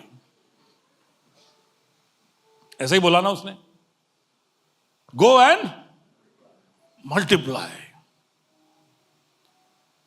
कितने से मल्टीप्लाई होगा वो फैक्टर हम तय करते, कितने से मल्टीप्लाई होगा वो हमारे हाथ में। इसलिए उसने बोला 30 गुना, 60 गुना, 100 गुना। आप अंदाजा लगा ही नहीं सकते हैं कि प्रभु ने अगर उसके हाथ में कुछ लिया है तो वो कुछ सालों में क्या हो सकता है। प्रभु ने 12 चेले लिए, कुछ मच्छी पकड़ने वाले और कुछ चुंगी लेने वाले और कुछ विद्रोह करने वाले। इन सबको इकट्ठा किया, ना पढ़ाई किया है, ना इनको कुछ पता है, बस प्रभु ने इनके अंदर कुछ देखा। They were nobodies to anybody, but they became somebodies for everybody. Are you with me? आज उन 12 को प्रभु ने लेके, इवन जब क्रूस पर चढ़ाया गया था तो उसमें से एक ही वहां खड़ा है करके लिखा है, वो भी पता नहीं है क्योंकि उसकी किताब में लिखा है कि मैं खड़ा था। तो हम विश्वास करते हैं कि खड़ा था, यूहन्ना खड़ा था, बाकी के 10 गायब हो गए। लेकिन बाद में जब उनके अंदर परिवर्तन हुआ, वो 12 ने आज हमको यहां तक पहुंचाया है। पूरे संसार में यीशु मसीह के सुसमाचार को पहुंचाने में वो सिर्फ 12 लोग ही। तो छोटी सी शुरुआत, उसमें अगर आज हम 200-250 करोड़ है तो आप सोचिए कि क्या नंबर है ऑफ मल्टीप्लिकेशन है, और कैसे प्यार से जीता है, शब्दों से जीता है। कभी तलवार उठा नहीं, कभी कोई तरह की जोर जबरदस्ती हुई नहीं, सिर्फ लोगों के जीवन में परिवर्तन से ही हुआ है। प्रभु किस तरह से कार्य करेगा उसका आप अंदाजा लगा ही नहीं सकते। और इसका दृष्टांत वो देता है, can you read that, Matthew chapter 4 verse 32। हमने लाइफ स्टाइल में ये किया था दृष्टांत, कि एक राई के पेड़ के विषय में लिखा है। क्या लिखा है? परंतु जब बोया गया, क्या बोया गया? राई का दाना, है ना? Is it? राई का दाना। राई का दाना देखा? राई देखा आपने? राई मस्टर्ड, राई का दाना। ओके, तो राई का दाना जब वो बोया गया, ये प्रभु यीशु कह रहा है, दृष्टांत वो बना रहा है। ये कोई हुआ कहानी नहीं है, प्रभु एक कहानी बना रहा है और हमें सुना रहा है। और इस सुनाने के बीच में वो अपने सिद्धांतों को हमारे सामने पेश कर रहा है। बोले कि एक राई का दाना जब बोया जाएगा, तो वो भूमि के सब बीजों से छोटा होता है। जब वो बोया जाता है तो भूमि के घर में जाओगे तो बहुत बीज मिलेंगे आपको, उसमें भी राई का दाना सबसे छोटा है ना। ओके भूमि में जब डाला जाए तो सबसे छोटा होता है, लेकिन परंतु जब बोया गया तो उगकर सब साग पात से बड़ा हो जाता है। अब राई का दाना किसी ने देखा है यहां पर? कोई राई का पेड़ देखा है? पेड़ नविक कितना होता है? कितना? हाँ देखो, अभी उसने पहले ऐसा बोला बहुत ऊंचा होता है, फिर मैंने बोला कितना होता है तो बोला इतना होता है। नॉर्मल में राई का पेड़ इतना ही होता है। कोई कहता है कि इजराइल में बड़े बड़े होते थे ऐसा, तो मैं समझता हूं कि राई के पेड़ इतने ही होते होंगे। इतना छोटे बीज के लिए इतना बड़ा पेड़ का जरूरत शायद नहीं होगा। अरे कद्दू हो जाते हैं ना जमीन पे, बड़े बड़े वाटरमेलन हो जाते। तो राई का दाना इतना ही होता है क्या? वापस पढ़िए। परंतु जब बोया गया, हाँ, तो उगकर सब साग पात से बड़ा हो जाता है। हाँ, और फिर और उसकी ऐसी बड़ी डालियां निकलती है कि आकाश के पक्षी उसकी छाया में बसेरा कर सकते हैं। तो जब पहले उसको बोला कि सब साग पात में बड़ा होता है, हाँ तो ठीक है, साग पात में तो बड़ा ही होगा। साग पात यानी साग भाजी में वो बड़ा ही होगा। लेकिन फिर उसका विवरण किया गया है कि उसकी ऐसी डालियां निकलती है कि आकाश की पक्षियां। तो आकाश की पक्षियां यानी मैं ऐसा नहीं सोचता हूं चकली नहीं, ये सब क्या होगा? आकाश की पक्षियां क्या है? हाँ, बड़े बड़े पक्षियां हैं जो बहुत लंबे समय तक आकाश में घूमते रहते हैं। उनको देख के ऐसा लगता है कि हाँ, हम हेलीकॉप्टर को कितनी बार देखते हैं तो भी हम उसको हेलीकॉप्टर ही बोलते हैं। हम उसको प्लेन बुलाते नहीं? बुलाते थोड़ी देर के लिए, छोटे छोटे यात्रा के लिए हेलीकॉप्टर। तो प्लेन होता है तो हमें पता है कि ये आकाश का एक पक्षी है। समझ रहे हो? आकाश का पक्षी का मतलब बड़े बड़े जो पक्षियां हैं वो आकर कहां पर बैठेंगे? राई के पेड़ के डालियों पे। तो कई लोगों ने इस पे आपत्ति बताई है कि भाई ये कुछ यीशु को मिस्टेक हो गया कि राई के पेड़ पे आकाश की पक्षियां कैसे आके बैठेगी, उनको वो वजन उठा ही नहीं पाएगा। आप समझिए, तुलसी का पेड़ अगर आपके घर के बाहर है और उसमें आकर कोई बाज आके बैठे, कोई चील आके बैठे तो क्या होगा? नहीं बैठेगा वो। लेकिन यीशु हमको वहां पर एक सिद्धांत बता रहा है कि तुम अपने आप में ही एक राई के दाने जैसे छोटे होंगे। तो जब आपको बोया जाता है तभी भी आप छोटे हो, तब भी आपके अंदर कोई लायकात नहीं। आप जब कोई ऑर्गेनाइजेशन में एंटर होते हो तभी भी आप राई के दाने हो। वहां पर आपका सीवी राई के दाने जैसा है, आपका एंट्री पोजीशन राई के दाने जैसा है। लेकिन जब आप उस जगह पर रहोगे और प्रभु का राज्य आपके पीछे लग जाएगा और प्रभु आपके साथ लग जाएगा, तो क्या होगा? आपका उसके अंदर से जो उगने की प्रक्रिया होगी उसमें आप इस तरह से खिलकर आओगे कि आप आकाश के पक्षियों के लिए, यानी आप एक ग्लोबल मैं समझता हूं कि दूर दूर के देशों के लोग भी आपके पास तक आएंगे। शुरुआत कैसी थी? राई के दाने जैसी। तो प्रभु आपको किस हद तक, यानी संसार का राई का पेड़ इतना ही होगा, लेकिन प्रभु के राज्य में राई का पेड़ बड़ा है। प्रभु आपको जो बढ़ोतरी दे सकता है वो कोई फिजिक्स, कोई भी इकोनॉमिक्स, कोई भी प्राकृतिक नियमों के नीचे नहीं है। सुन रहे हो? बोलिए बाजू वाले को, माई गॉड इज सुपर नेचुरल।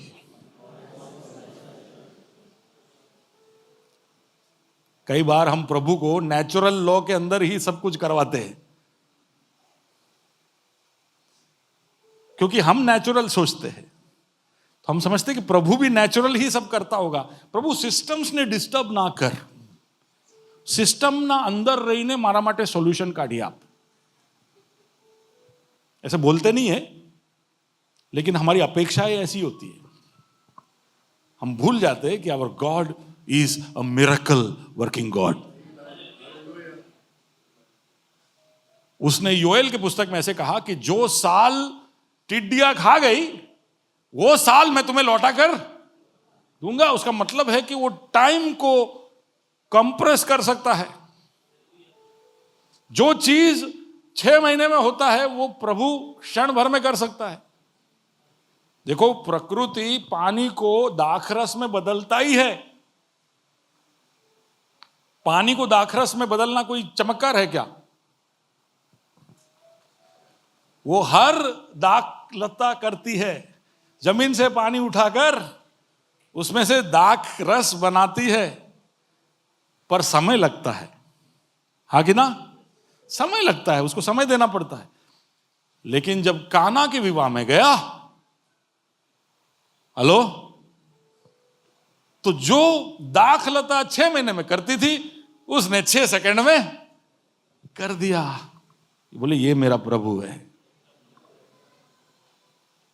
वो कोई भी प्राकृतिक नियमों के दायरे में नहीं आता। He is a miracle working God. So expect something great.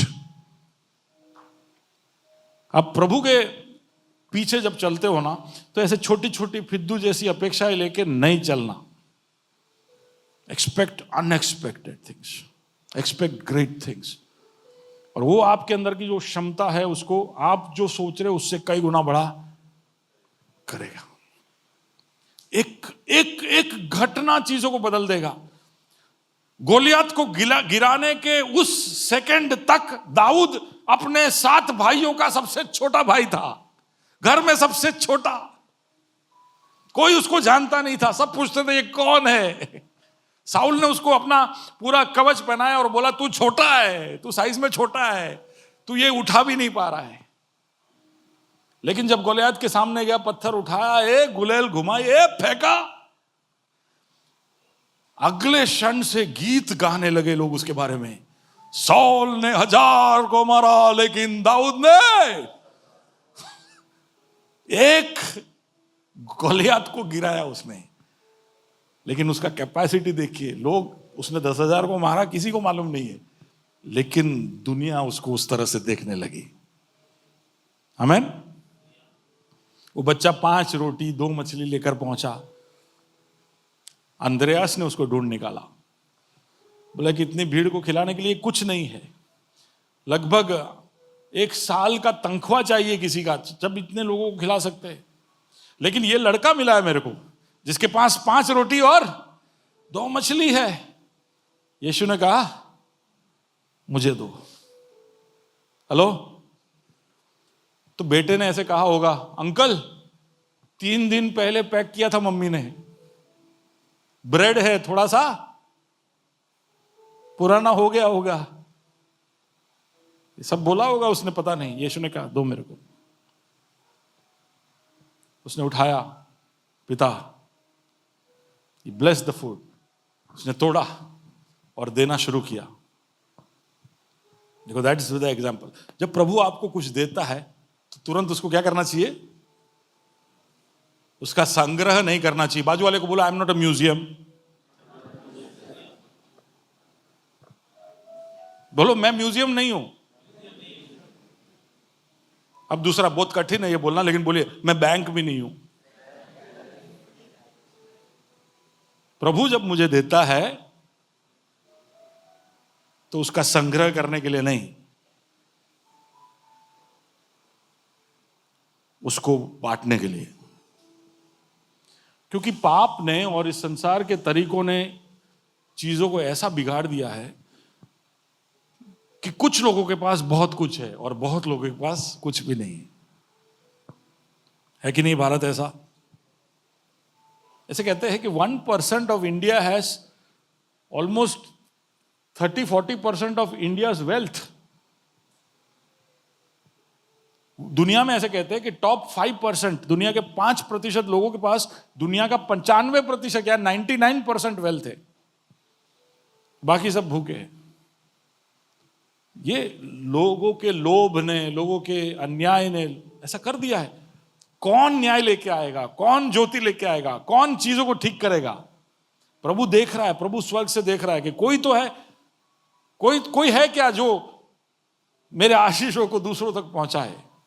हम है कि प्रभु की ओर से आशीष मिलते हैं तो हम है कि उसको संग्रह करने में लग जाते हैं कि हल्या अभी मेरे को लगता है मेरे सपने पूरे होंगे, अब फ्लैट लेंगे, अब गाड़ी लेंगे, अब मेरा आईफोन। सबसे पहले तो फोन लेने जाते हैं, जैसे ही थोड़ा पैसा आ गया सबसे पहले, ये मैंने पहले भी बोला आपको, never invest in depreciating assets. आपको प्रभु पैसा देता है तो डेप्रिशिएटिंग एसेट में पैसे पहले मत डालो, मल्टीप्लाइड। क्या करना है? मल्टीप्लाइड। थोड़ा पहले बैंक में, लेकिन उससे भी बढ़िया है जब आप प्रभु के राज्य में उसको दोगे। Give it into the hands of God, God will break it. और वो 5 रोटी 2 मछली से 5000 पुरुषों ने खाया, स्त्रियों ने अलग, बच्चों ने अलग, 15-20 हजार लोगों ने खाया। ऐसा वो चमत्कार बताता है। आप प्रभु के हाथ में जो देते हो, या आप जब प्रभु के हाथ में हो तो आपकी क्षमता का आप अंदाजा लगा ही नहीं सकते। वो विधवा आई थी एक गड़े में थोड़ा सा तेल लेके एलिशा के पास। एलिशा ने कहा गड़े और गड़े लेके आ, अगल बगल में जहां भी तेरे को मिले वहां से लेके आ। और वो तेल डालती गई, डालती गई, डालती गई, जब तक बर्तन खत्म नहीं हो गए तब तक उसको तेल मिलता रहा। ये सब हमारे परमेश्वर के बारे में लिखा है। तो आप कोई छोटी सी चीज लेकर प्रभु के सामने आते हो, प्रभु पर भरोसा रखते हो, तो उसको प्रभु कितना गुना बदलेगा उसका आप अंदाजा भी नहीं लगा सकते। God has a multiplication beyond our imagination. Okay, पहला कोरिन्थी 1 और उसका 27 जरा पढ़कर आगे बढ़ते हैं। 1 Corinthians 1:27। परंतु परमेश्वर ने जगत के मूर्खों को चुन लिया है कि परमेश्वर ने जगत के मूर्खों को चुन लिया है कि ज्ञानवानों को लज्जित करे, कि ज्ञान वालों को लज्जित करे। मूर्खों को चुना। अभी प्रभु ऐसे कोई ढूंढते रहता है। बाजू वाले को जरा देख लो, कुछ बोलना नहीं, मन में सोच लेना। देखा आपने? देखिए, जल्दी से देखिए, बाजू बाजू देखिए। अब देख लिया है, हंस रहे हो तो हाथ धो के बोलो धन्य।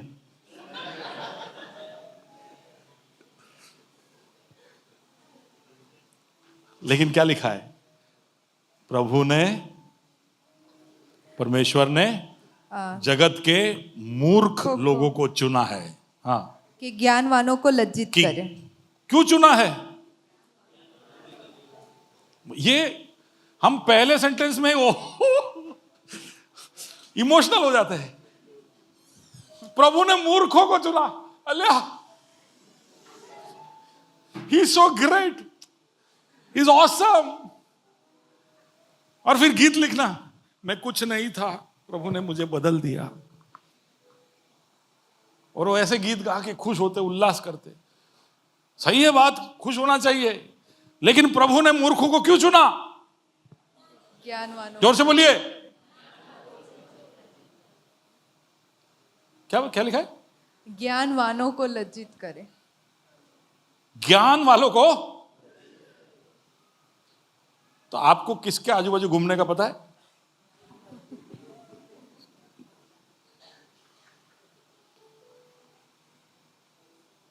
और आगे क्या लिखा है? और परमेश्वर ने जगत के निर्बलों को चुन लिया है, जगत के निर्बलों को चुन लिया है कि बलवानों को लज्जित करे। बलवानों को लज्जित करने के लिए।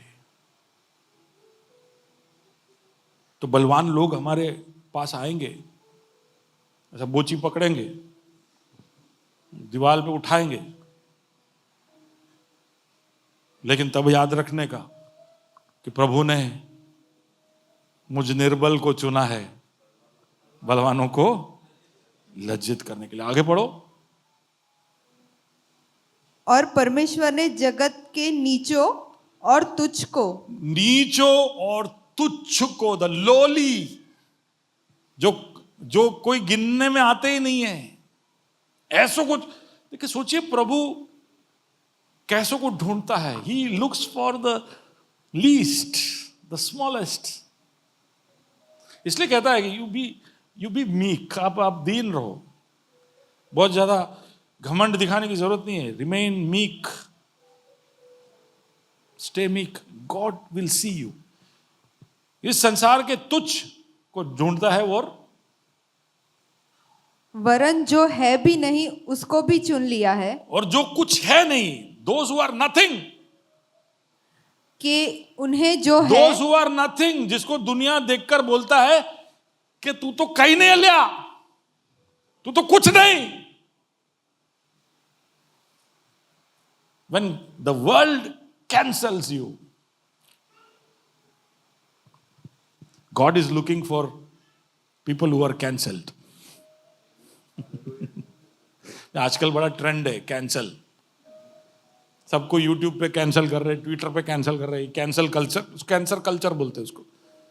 सबको cancel, this cancel, that cancel, TV पे भी कैंसल कर रहे हैं सब। You don't have to feel cancelled because God is looking for the cancelled. Those who are nothing, God is looking for those who are nothing. Then क्या? जो तुच्छ है और जो उनको भी चुन लिया है, उनको भी चुन लिया है। वरन जो है भी,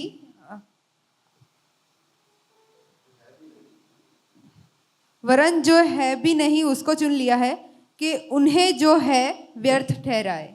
उन्हें जिनके पास कुछ है, या उन्हें जो अपने आप को समझते हैं कि हम कुछ है, उनको व्यर्थ ठहराए। तो प्रभु हम नाचीजों को चुनता है और हमसे बड़े बड़े काम करवाता है। सुन रहे हो? तो अपेक्षा बड़ी रखने की, बार बार ये बोलते नहीं जाने का कि हूं तो कहीं न थी, ले आओ तो कहीं न थी। ये संसार की आवाज है जो आप एको कर रहे हो, वो आपको नहीं बोलने का है। आमीन। बाजू वाले को बोलो धन्य है तू। अब जब बाजू वाले को बोलो, बोलो ना, वो लीला मेंटी को बोलो धन्य है तू। वो बोलो ना, उमन अंकल क्या करते हो आप? बोलो धन्य है लीला मां, तू धन्य है बोलो। अरे बोलो, इधर करो यार। बेचारे लीला मेंटी दुखी बैठे, हूं नहीं धन्य।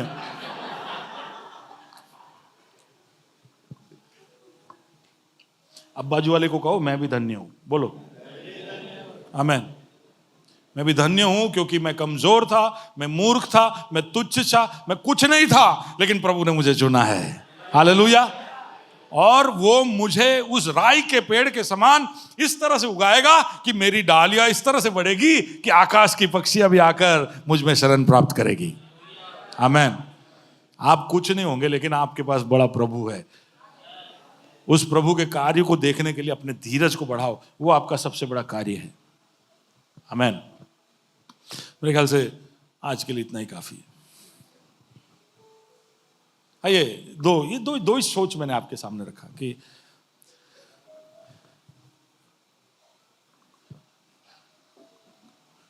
Show patience, have patience. Second, do not underestimate God. Have patience and do not underestimate God. प्रभु आपके लिए क्या कर सकता है, उसमें आप प्रभु को छोटा मत करिए। Can we just bow our heads? Thank God. God, give me patience.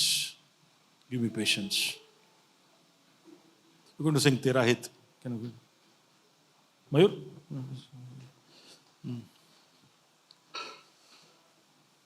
Lord make me patient, मुझे धीरज देना खुदावंद। अगर मैं बोलता हूं कि मुझे तुझ पर विश्वास है, तो विश्वास के साथ आज हमने देखा ये जताना जरूरी है कि हम धीरज भी दिखाएंगे, हम सब्र भी करेंगे, हम हमारे बेताबी को हटा कर रखेंगे। जब तेरी बात आती है तो हम पूरे इत्मीनान के साथ, पूरे आत्मविश्वास के साथ तेरे सम्मुख बैठेंगे, क्योंकि हम जानते हैं कि तू वादों का पक्का है। अगर तूने कोई बात अपने हाथों में लिया है तो उसको अपने अंजाम तक पहुंचाया है। तूने हमारे विश्वास को उत्पन्न किया और तू हमारे विश्वास को अंजाम तक पहुंचाएगा। लेकिन इस दरमियान तू हमको धीरज देना।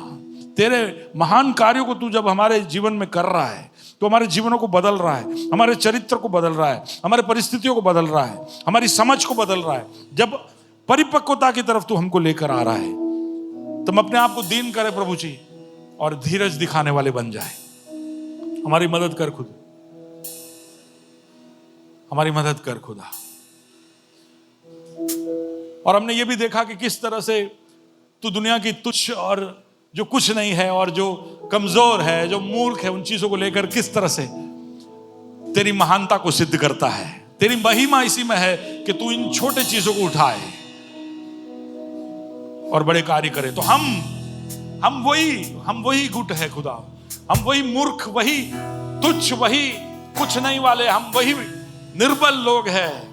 लेकिन हम धीरज रखेंगे, हम विश्वास जताएंगे, हम ये आत्मविश्वास हमारे अंदर और दूसरों को बताएंगे कि हमारा खुदा महान है और तू महान कार्यों को कर सकता है खुदा। ओ यस यस जीसस। एक क्षण ले, प्रभु के सामने जाए। अब तक आपने जो भी सुना, आज ही नहीं, पिछले कुछ हफ्तों से आप जो सुनते आ रहे, उन सिद्धांतों को आपके जीवन में कार्यशील करने के लिए आप क्या कर सकते हो। Lord, I want to see your hand in my life. तेरे हाथ को मेरे जीवन में देखना चाहता हूं, तेरे उपस्थिति को देखना चाहता हूं। मैं मेरे विश्वास को मजबूत करना चाहता हूं। ये सब खाली हवा में बोलने वाली चीजें ना हो जाए। I don't want to just speak in the air. ये सब खाली दिखावा ना बन जाए खुदा, हमारे जीवन का अनुभव बन जाए। तेरे चमत्कारों को हमारे जीवन में देखने के लिए तो कार्य कर, हमारे विश्वास को और बढ़ा।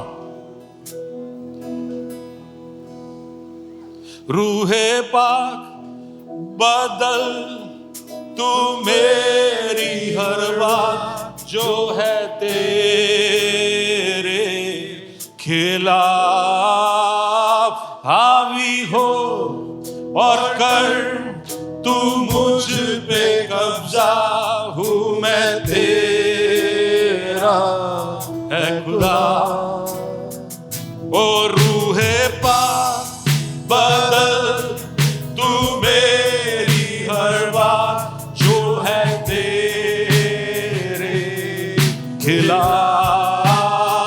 ओ हावी हो और कर तू मुझ पे कब्जा।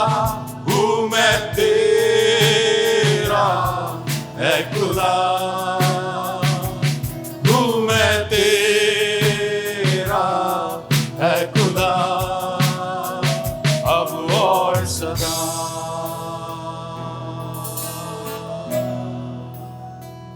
अब और सदा।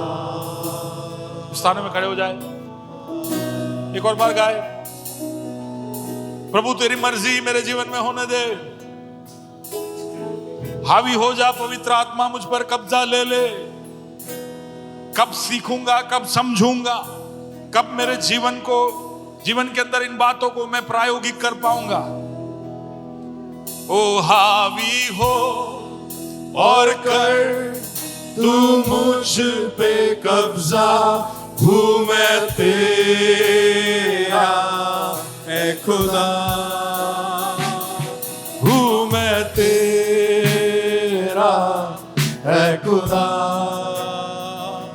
रूहे पाक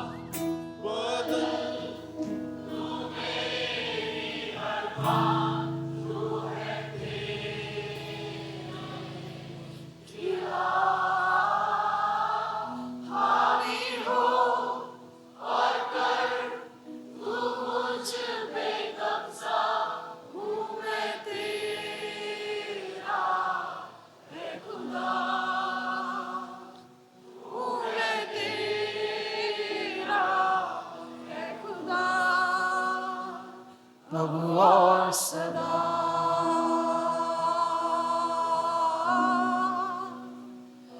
और सदा।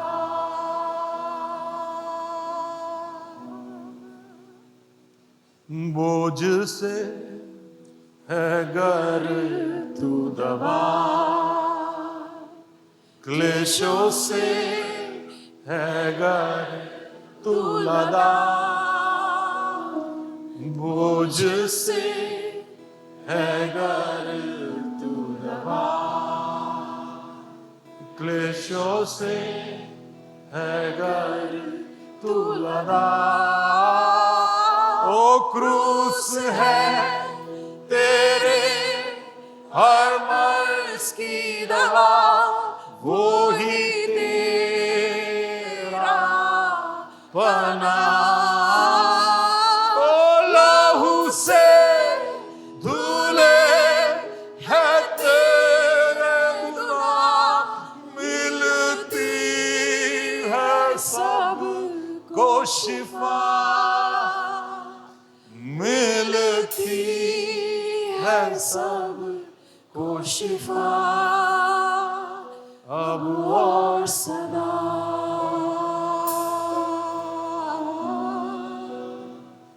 अब और सदा। कहे प्रभु से, प्रभु मैंने देखा है, मैंने सुना है, तेरे वचन में बहुत सारी चीजों को सुना है, तेरे वादों के पूरे होने के बारे में मैंने सुना है, मैंने गवाहियों को सुना है, मैंने चिन्ह चमत्कारों को मेरे इर्द गिर्द होते हुए सुना है। लेकिन इसको मैं सुनने तक सीमित नहीं रखूंगा, मेरे जीवन में ये चीजें मैं देखूंगा, मैं देखूंगा। बोलिए मैं देखूंगा, मैं देखूंगा प्रभु जी, मैं जानूंगा कि तू कितना भला है। रूहे पाक, दिल पर हाथ रख के गा सकते, तू मेरी हर बात जो है तेरे। एक और बार गाए, खिला गाए रूहे पाक। ओ रूहे पाक बदल, तू मेरी हर बात जो है तेरे खिला, हावी हो और कर तू मुझ पे कब्जा, हूँ मैं तेरा ऐ खुदा, हूँ मैं तेरा ऐ खुदा, अब और सदा।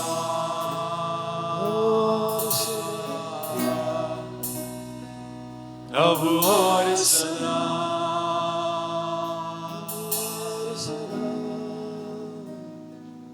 धन्यवाद प्रभु।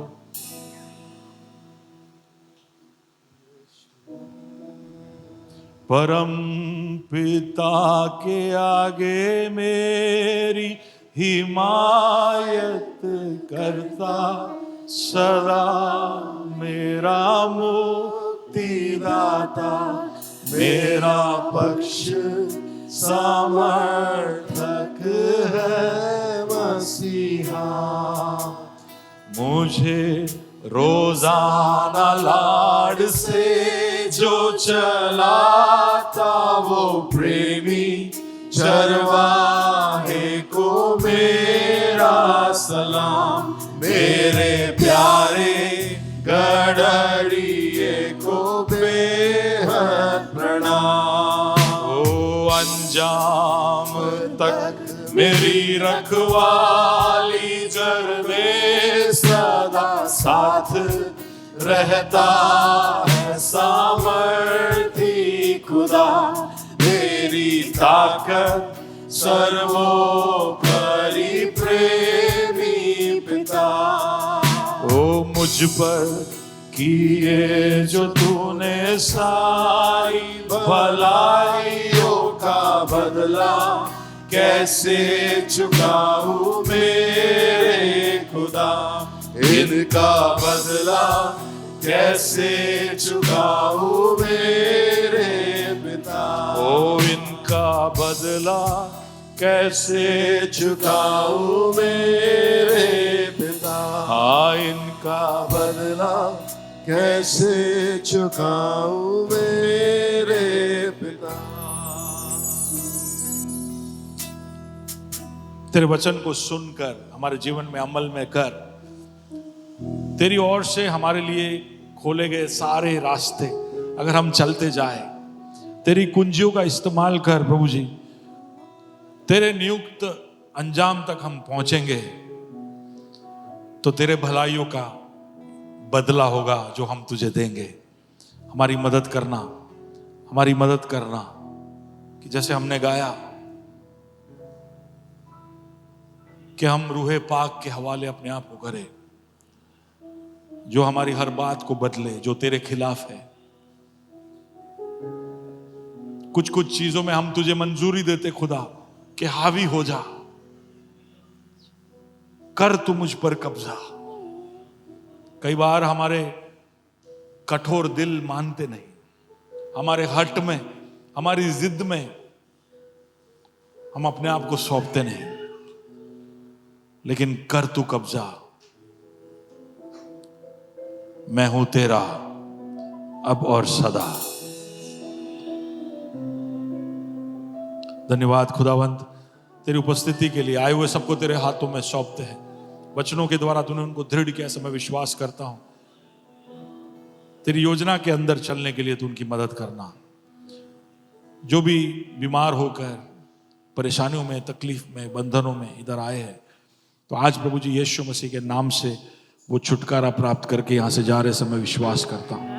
वे धन्य होकर यहां से जा रहे, धन्य होकर जा रहे खुदा, विश्वास में दृढ़ होकर, मजबूत होकर जा रहे, ऐसा हम विश्वास करते हैं खुदा। तेरी उपस्थिति के लिए धन्यवाद, प्रार्थना सुना इसके लिए धन्यवाद। यीशु मसीह के नाम से मांगते हैं, आमीन आमीन।